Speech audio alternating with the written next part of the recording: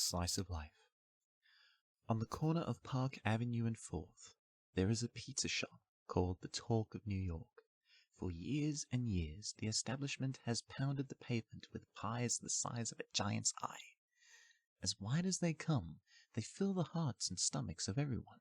However, this dish is made with a difference, for instead of dropping the food at your door and moving on to the next floor, the delivery guy asks, "How are you? What have you been up to? How is life?" At first, it was disturbing. Nobody who was hungry wanted to spend a minute talking to the courier when their stomachs were churning.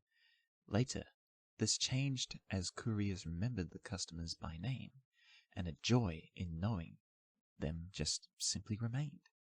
One night, Tony was tasked with delivering the Pan Ultimate Pepperoni to someone who was on the Upper West Side.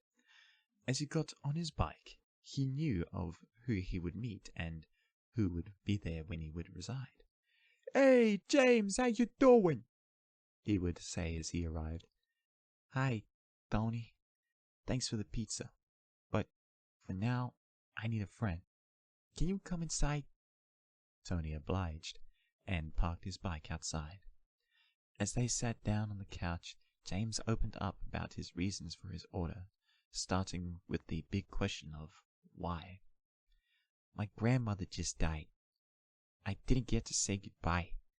She lived until she was 95 and had such a wonderful life. She used to skydive, teach kids at New York High, and here am I, at 29. What have I done? Work a dead-end job, picking up scraps and having to put up with my tool of a manager, Bob? Tony, what did I do wrong? Why am I not enough in the eyes of anyone?" James's eyes filled with tears as Tony removed his hat and said, "Listen here, and you listen good. It's not easy for anyone out here in this neighborhood. Your grandmother was a saint. You want to be like her? Try to be something you ain't? My friend, you have to have something great inside of you, and that you already do. You just need to let it shine through. These pizzas my dad makes take so long because of not how long they take to bake, but because of the same story he tells time and time again. You can't just have one slice of life and say you don't want the whole pie. You can save some for later, but don't throw it away, 'cause that would be a waste, and there is always more you can add to it to make it taste better through tough times. James, I know you have wanted to be so much more for such a long time, but don't let this make your hopes slide like the cheese off of this slice.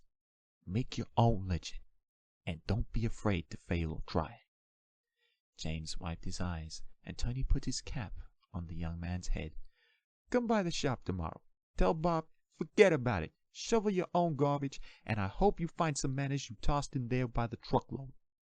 It's not much, but it's a start, and I hope you will see this as both the worst and best part." Tony got back on his bike, said good night, and made his way back to the store as he rode out of sight. James looked up and said, "Grandma, you are always looking out for me. Help me sleep tonight, and tomorrow, give me the strength to do what Tony just said, and make the wrong seem right."